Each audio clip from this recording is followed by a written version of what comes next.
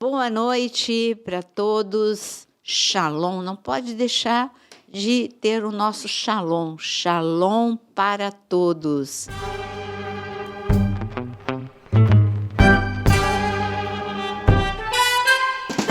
E nós estamos aqui com a nossa mesa de sempre. Boa noite, Pastor Jonas. Muito boa noite para todos vocês. Excelente momento de estarmos juntos aqui. Vamos desfrutar da companhia de vocês, um do outro, né? Nós também. E boa noite, Pastor Vinícius. Boa noite, muito boa noite a todos. Agradecendo a presença, pedindo para que vocês não se esqueçam, já na largada aí, de se inscrever no canal, né? Cliquem aí, se inscrevam no canal, acionem o sininho para que você possa ser na opção todas, de preferência, para que qualquer programação nova que venha a ser colocada no ar no canal da pastora Nara Pedrini você seja informado.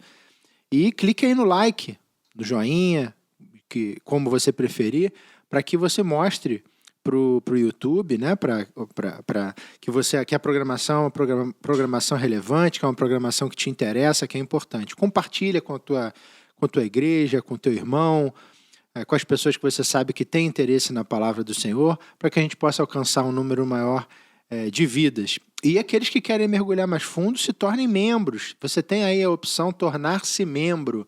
O que tem ali para você entender? Você tem conteúdos exclusivos de cursos, de palavras, de livros, bibliografia que a pastora recomenda, ou seja, coisas que são assim, diferenciadas para que você possa mergulhar mais fundo e ter algo mais, um alimento mais profundo, mais sólido, né? Ali você tem cursos completos de alguns livros da Bíblia, livro de Jó, livro de Cantares, coisas muito boas, a gente conhece aqui na igreja, e você vai ser um privilegiado em ter acesso a isso tudo. Então, ali você tem 3 possibilidades, você escolhe a sua, vê aquilo que você quer e você não vai se arrepender. Então, ajuda a gente divulgando não só os podcasts, né, mas tudo aquilo que vai ser colocado no canal e também curtindo, porque você não paga nada para fazer isso e ajuda demais a gente a fazer com que a palavra seja divulgada. Você vai se tornar um semeador da palavra de Deus nas redes sociais. E isso tem muito a ver com o nosso tema de hoje. Sim. Né? Um tema que muita gente pergunta, é um tema que é, novamente, um tema polêmico, mas que a gente quer desmistificar. Né? Vamos falar aqui, a pastora vai dizer agora, eu já estou introduzindo, para que vocês possam já ir aí pensando acerca do assunto. O tema de hoje é... Igreja virtual. Uau. E a gente existe, essa é uma realidade. O mundo, ele vai evoluindo, né? Verdade. E a ciência multiplicou nos últimos tempos, isso já estava sendo anunciado, Deus já tinha falado isso desde Daniel, de que nos últimos dias a ciência multiplicaria. Vamos ver um pouquinho disso acontecendo dentro da igreja. Jesus pregava, ele precisava, lá na Galileia, por exemplo, quando na Galileia ele procurava um lugar para as multidões poderem ouvi-lo, ele não tinha microfone. Então, ele procurava um lugar onde tivesse uma boa acústica. No caso, no Sermão da Montanha, foi num pedacinho onde tem ali uma excelente acústica. E assim foi. Por exemplo, quando ele estava... Você nunca parou para pensar como é que, em João capítulo 21, os discípulos estão no mar da Galileia e ouvem Jesus falar com ele, porque a acústica ali naquele local ela é muito boa. Bom, então ele usava estratégia, isso, né? A estratégia era usar isso. Quando a gente vê, por exemplo, outra estratégia de Jesus, não tinha como a gente hoje pega no telefone e vê quantas vezes você quiser a mesma coisa. No tempo de Jesus não tinha, então era repetição, era assim que eles aprendiam. Vamos avançar mais rapidinho. Eu me converti há muitos anos atrás. A gente tinha, assim, primeiro não tinha nada, você tinha que decorar as músicas. Ontem mesmo pregando eu falei sobre isso. Se você não tivesse a música decor, você não ia cantar. Mas as músicas eram simples. Eu não era de igreja tradicional, era de igreja pentecostal, então era corinho e tudo mais. Mas você vai aprendendo, você vai cantando. Depois apareceu uma grande inovação, transparência. Quem é do tempo da transparência, gente? A transparência era muito inovadora. E depois foi foi evoluindo, até chegar aos nossos painéis de LED, né? E assim, e microfone, painel de LED, transmissão. Agora a gente chega, né? Se você não ia presencialmente e você não pudesse ir, tá doente, tá no hospital, e você ficaria ou com tempo de fita cassete. Então, aí você ouviria uma gravação em fita cassete ou depois no CD, porque você não podia estar lá porque você estava no hospital ou estava com alguma impossibilidade de ir. Hoje, nós estamos, assim, evoluiu tão rápido que a gente, Muito. né? É muito rápido, é muito rápido. Quando eu vejo, assim, nas viagens, algumas igrejas que não se modernizaram, eu falo, meu Deus, foi tão rápido Muito. a inovação que não deu tempo de algumas de acompanhar essa velocidade.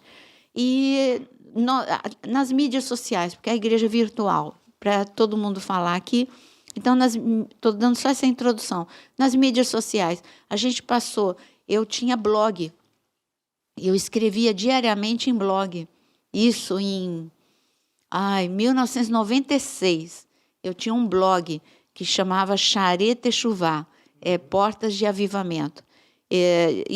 Então, era a forma de divulgar a palavra. Eu acordava todo dia, 4h30 da manhã, para poder colocar a postagem nova no blog. E depois foi evoluindo, a gente entrou em ICQ, Orkut, chegou Facebook, Instagram, TikTok, YouTube, e nós estamos aqui falando agora de uma igreja muito moderna.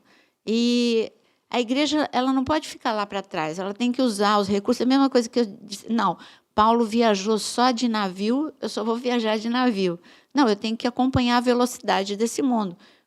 Se tivesse avião, Paulo teria viajado de avião.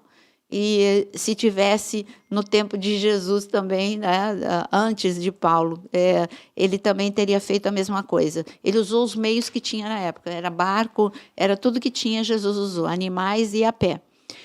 E nós chegamos na igreja virtual. A igreja, hoje nós temos foi o que salvou na pandemia, as transmissões, a igreja fechou, mas o povo continuou. Alguns pastores falaram, a minha igreja cresceu em tempo de pandemia. Por quê? Porque as pessoas ficaram apavoradas, viam a transmissão. Foi no tempo em que as lives no Instagram sustentou muita gente, os cultos online sustentou muita gente. E foi assim que muitos não morreram. Então, tem os prós. Né? E nós temos uma igreja... Agora, falando de igreja virtual, vamos lá. Prós e contras. Quando eu falo de igreja virtual, nós temos um engano. E eu quero conversar com a mesa sobre esse engano. Existem pastores, não poucos, pregando por interesse próprio, dizendo que basta estar na igreja virtual. Não é necessário congregar. Porque congregar, você tem frustração, você está na tua casa, você está na tua comodidade, você vai evitar problemas de relacionamento. E a igreja virtual, então, é não congregar presencialmente. É só estar virtualmente ligado a uma igreja virtual. E eu quero que vocês dois possam falar sobre esse assunto. Eu queria só dar um passinho atrás, só para complementar uma questão que a senhora colocou. Quando a gente fala aqui de igreja virtual, é importante a gente colocar que a igreja não pode ficar parada. Há inovações tecnológicas. A gente aqui já falou em um momento sobre metaverso. Sim. E o metaverso é uma realidade que hoje existe e que algumas igrejas já estão ocupando.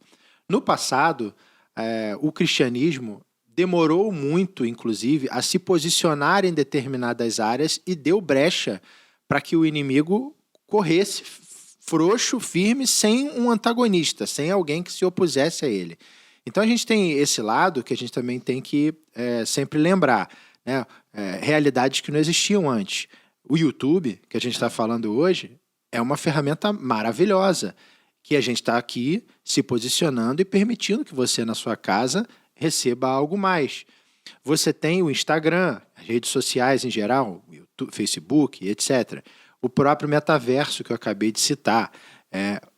O WhatsApp, que você manda ali vídeos feitos, muita gente faz o seu devocional e manda no grupo da família, no grupo da igreja, videozinho ali parado, com o seu telefone celular, que hoje tem uma câmera que filma 4K, você coloca no seu pedestalzinho, filma na sua casa, você que tem habilidade chamado para isso, fala algo a respeito da palavra e está evangelizando, está fazendo chegar. Então, quando a gente fala sobre igreja virtual, a gente também está falando sobre esse tipo de ferramenta, que é uma realidade e que a igreja precisa sim se colocar nesses locais, porque se ela não se coloca, outro se coloca. Então, aqui a nossa discussão isso é algo que pode ser considerado como um substituto da igreja tradicional. Isso é algo que é seguro e absoluto na sua vida para que você considere que, uma vez que você esteja nesse ambiente, você está suficientemente nutrido de palavra e principalmente de comunhão com o irmão e com Deus, porque essa comunhão ela é vertical e horizontal, né? E então é essa questão que a gente está querendo colocar na cabeça de todos, porque quando Paulo escreve lá aos Coríntios e a gente vê uma série de instruções à igreja, ele está tratando ali da igreja primitiva, a igreja tradicional, a igreja que a gente conhece porque ele vinha de sinagoga, ele era um judeu. Então, o conceito dele de agrupamento de pessoas que futuramente vira a eclésia, né, a nossa igreja, é esse conjunto, esse ajuntamento físico dentro de um local adequado para que a palavra seja pregada, com reverência, etc. Então, alguns riscos, na minha visão, advêm dessa questão, e aí riscos e muita coisa pró, mas dessa questão da igreja unicamente virtual. O primeiro é a sensação de que você pode caminhar sozinho. Uhum. E a palavra de Deus deixa muito clara que nós somos um corpo e, como tal, a gente precisa estar integrado e muito bem articulado. O corpo, não só no sentido de que a mão não existe sem o braço sem o tórax sem o coração e por aí vai, como também em relação à convivência, a fortalecimento. Isso é o que mais me preocupa. A gente roda, acaba chegando na questão das emoções. Mas um crente fortalece o outro crente. Né, pastor? Uhum. Eu falo isso com o pastor Jonas, porque durante muitos anos, por questões alheias à vida efetivamente até dentro de uma igreja, eu me afastei de estar dentro de uma igreja cultuando. E achava que era suficiente eu estar dentro da minha casa, estudando a Bíblia, ouvindo louvores, e quando me desse na telha, vendo alguma coisa na internet ou na televisão, até fita, na época, a pastora deu exemplo, uma fita VHS, um CD, aquilo era suficiente. Quando eu vi que aquilo gerou dentro de mim um esfriamento absurdo. Na época eu conheci o pastor Jonas, que ele me trouxe de volta para a igreja, foi uma das coisas que aconteceu, foi o abraço que ele me deu. Aquele abraço fez toda a diferença. E esse abraço, no caso, ele foi o meu pastor e é o meu pastor até hoje, junto com a pastora Nara. Mas poderia ter sido um irmão em Cristo que tivesse me dado aquele abraço, e aquele abraço fez toda a diferença. Esse abraço só é possível dentro de um ambiente de convivência, né, pastor? Verdade. Não, eu admito até que a igreja virtual é uma realidade. Sim. É uma realidade, a gente sabe disso. Você mesma tem uma igreja virtual no YouTube com 82 mil pessoas seguindo. Tem outra igreja virtual no Instagram de 300 e poucos mil seguidores. É uma igreja virtual. A grande questão é quem está liderando essa igreja virtual. Só que o meu propósito não é tirar ninguém da sua própria igreja. Exatamente. Nós aqui somos a igreja Unidade em Cristo, mas quando você entra no meu canal, eu não estou fazendo uma apologia a tirar você da tua igreja. Eu só quero te ajudar. A palavra. Deus me chamou para falar dos últimos dias. Se você quiser algum assunto, tá lá. Deus me chamou para fazer um devocional para te ajudar a ter uma vida com Ele diária.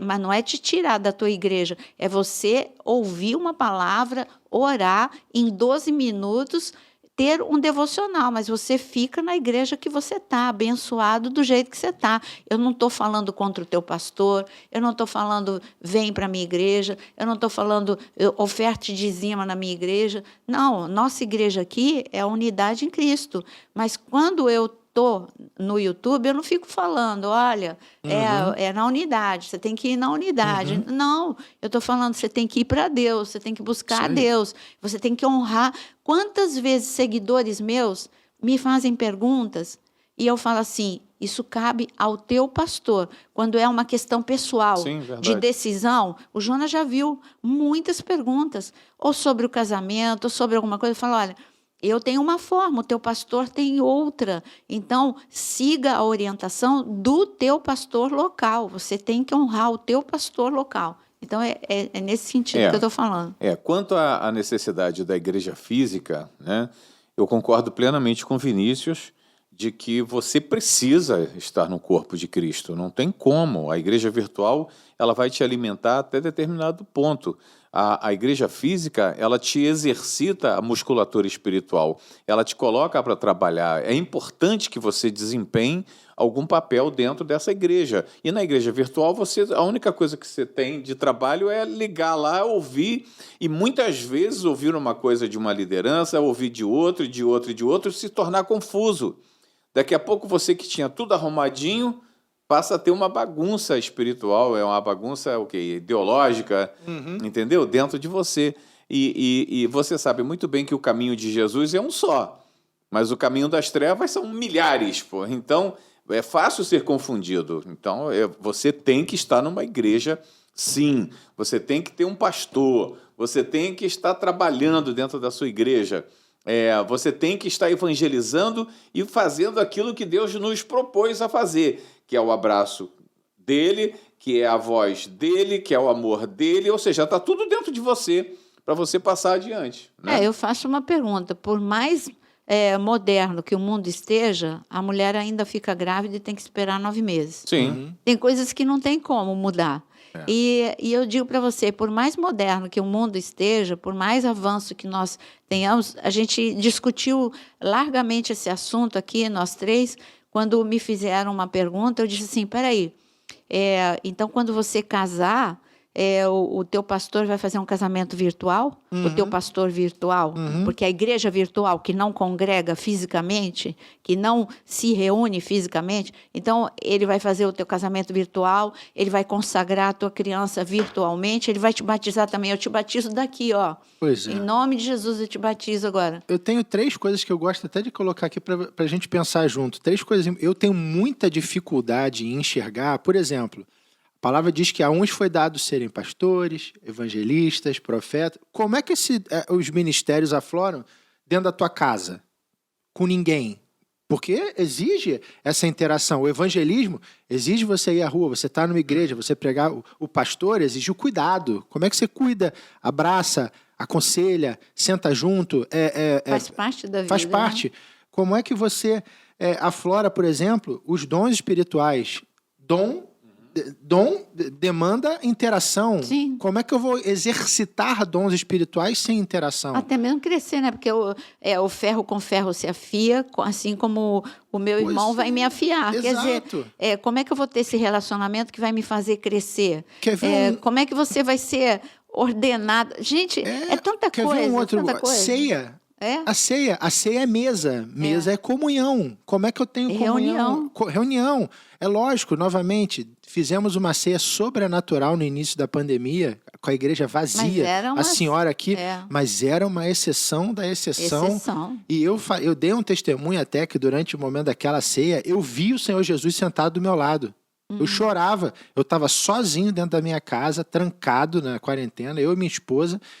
Quando eu peguei o meu pãozinho, oramos, a senhora era do outro lado da televisão, eu na minha casa, eu vi o Senhor Jesus, eu chorava, eu falei, cara, que ceia sobrenatural sozinho. Acontece isso? Acontece.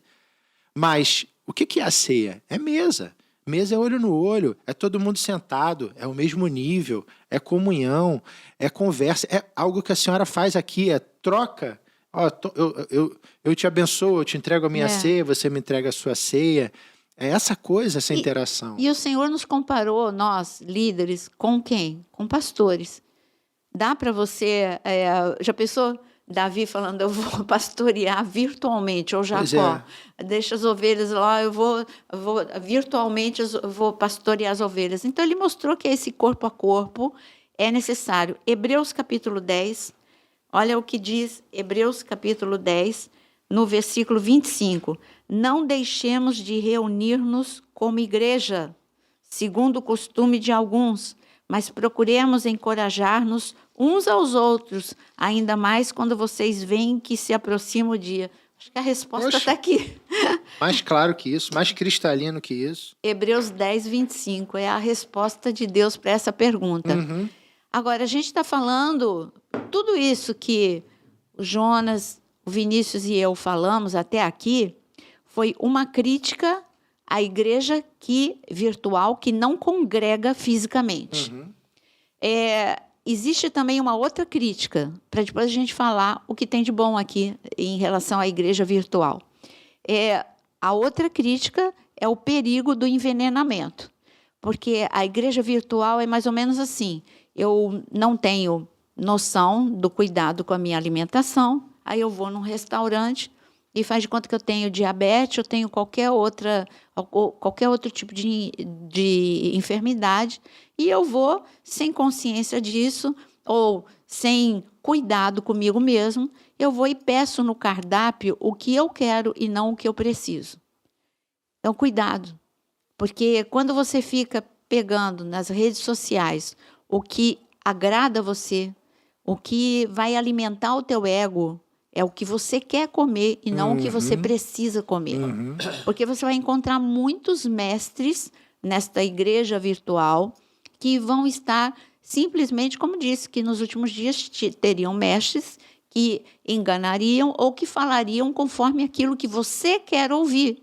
E aí que vem a teologia coach, aí que vem a teologia progressista, que é uma igreja que tolera o pecado, é uma igreja, o progressismo é isso, é a igreja moderna, quer dizer, tudo é antiquado.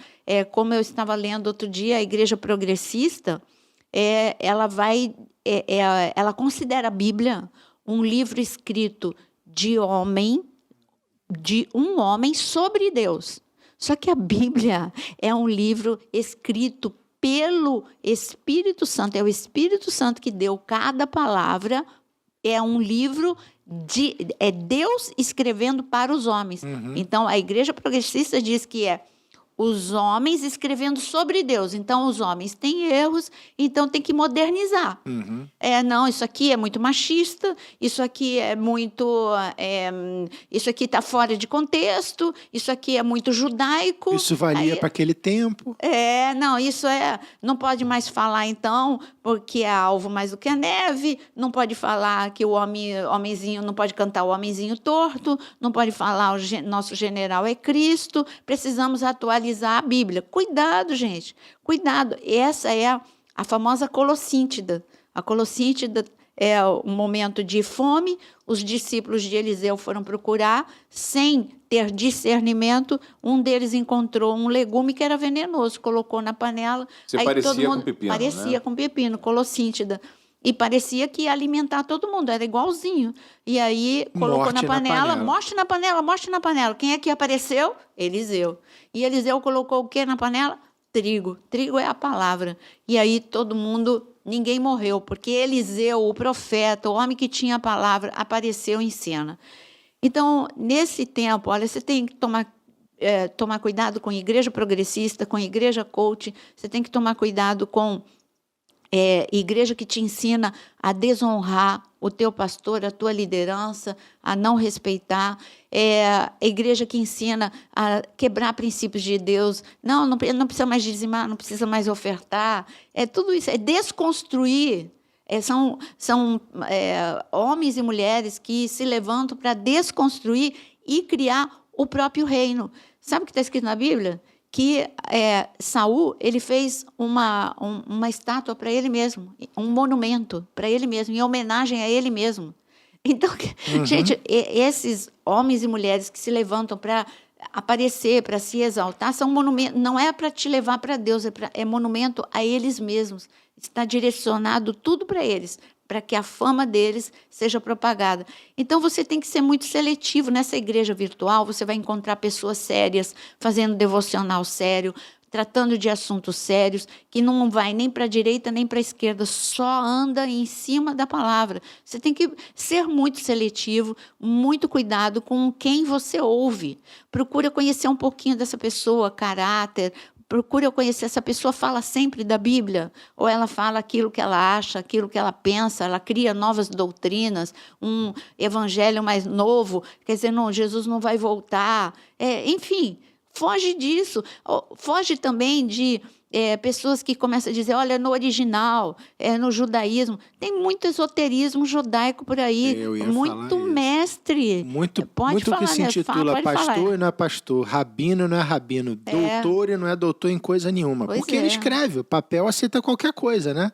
Ele coloca ali na rede social que ele é aquilo que ele não é, você é atraído por aquele título, começa a ouvir coisas que estão adulando ao teu coração, estão te levando ao engano, partem de premissas erradas e, é lógico, vão chegar a conclusões erradas, e você que está desvinculado de um corpo, e a gente ainda está tratando dos riscos, mas você que está desvinculado de um corpo, embarca nessa. E aí já era. O judaísmo é isso. Muitas vezes o cara se intitula um rabino, mas ele está falando de esoterismo, de cabalá. E aí você está olhando ali e falando, não, a palavra fala isso, a Torá fala, não tem nada de Torá, gente. É livro escrito por homens, são costumes, são coisas que você está embarcando. E aí você, no final, está confundindo a Bíblia, aquele compêndio de livros inspirados pelo Espírito Santo, que é inerrante, que é espiritual e que você não pode questionar, é a base do cristianismo, com algo que homens criaram e começam a botar devaneios na tua cabeça. E aí muitos, e o período é propício, acabam apostatando. Porque você entra num nível de confusão tal que o inimigo vai nessa brecha e te separa do Espírito Santo, te separa do caminho com o Senhor, e você entra numa profusão de confusão e larga. Mas, enfim, qual é a saída para essa grande igreja virtual? O que você pode orientar? O que é que nós podemos passar para eles como uma forma de se policiar, de discernir? Eu acredito que é bem confuso isso, viu? É bem confuso esse tema que a gente está trazendo aqui, porque é impossível você impedir que as pessoas tenham acesso a esses canais, né? É impossível. Agora, como é que a gente pode ensinar você a discernir entre o bem e o mal? Por exemplo, a pergunta é muito boa. Por exemplo, eu vou dar 2 nomes aqui. Se você procurar e for ouvir Luciano Subirá, gente, você não tem engano. O cara anda em cima da palavra. A gente admira ministerialmente. Sim. É um homem, um amigo nosso, pessoal, e ele tem um chamado, ele vai em cima desse chamado. Então, na área que ele ensina, ele é excelente, não tem, acho que, pessoa melhor para falar de santidade. Ele tem um chamado para ensinar novo convertido, mestre, como ninguém. E ele fala com uma grande facilidade para novo convertido. Aí, quando você vai para um homem como o Hernandes Dias Lopes, você não tem como dizer, não, eu vou entrar no engano. Mas por quê? Porque você vê que há uma coerência sempre em cima da palavra. Então, é confuso porque tem tanto engano, tem mais engano do que coisa séria. Mas tem muita gente boa, sim. Tem muita gente boa. Sim. Mas você precisa analisar. Você precisa ver qual é a linha em cima da palavra sempre. Ele vai me levar para mais perto de Deus ou para mais perto dele? Eu vou criar uma dependência maior de Deus? Entendeu? É por aí. Qual é o objetivo de você ouvir uma pessoa com um devocional? Você tem que ver se é um devocional que você te atrai, porque é sempre revelação, é sempre uma palavra que vai... resumindo, não, é porque é revelação, e vai falar sempre aquilo que eu quero ouvir. Não, um devocional ele vai falar a palavra. Então, ele vai falar de tudo. Tem dia que vai ser para as suas emoções, tem dia que vai ser para a sua vida espiritual, tem dia que vai ser para a sua vida familiar. Então, você tem que analisar isso. É difícil essa análise, mas é melhor do que você comer alimento estragado. E avalie o ministério, né, dessa pessoa. Hoje a rede social te permite fazer qualquer tipo de investigação. Tenha curiosidade, olhe o ministério dessa pessoa, veja a consistência do ministério dessa pessoa. Né? Se ela tem um ministério real, é interessante. Você deu 2 exemplos que o pastor Luciano Subirá tem o ministério dele lá em Curitiba. O pastor Hernandes Dias Lopes tem o ministério dele na Igreja